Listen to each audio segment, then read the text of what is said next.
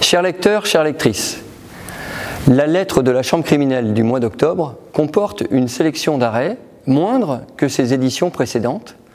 C'est l'occasion pour moi de vous rappeler que les arrêts qui y figurent ont fait l'objet d'une sélection au sein de la Chambre pour l'intérêt qu'ils présentent pour le public. Il s'agit donc d'un moyen de communication tourné vers le plus grand nombre. Pour les spécialistes, en pied de la lettre, vous trouverez un lien qui vous permet d'arriver directement vers le site du bulletin numérique des arrêts de la Chambre criminelle. Ce mois-ci, vous verrez que la Chambre criminelle a rendu un arrêt dans une matière éminemment technique, s'agissant de la captation de données informatiques. Il s'agissait pour elle de déterminer si des opérations de blocage d'un nom de domaine d'un site internet, puis la redirection des flux internet, pouvaient être inclus dans une opération de captation de données informatiques.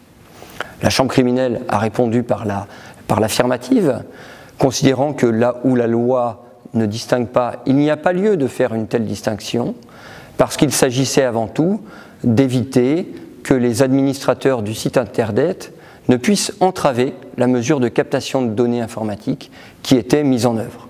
La lettre, c'est aussi un éditorial.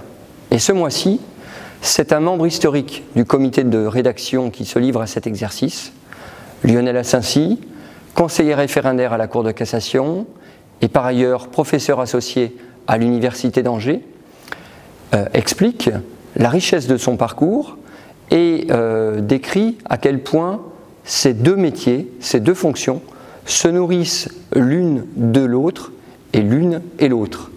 Je vous en souhaite une bonne lecture.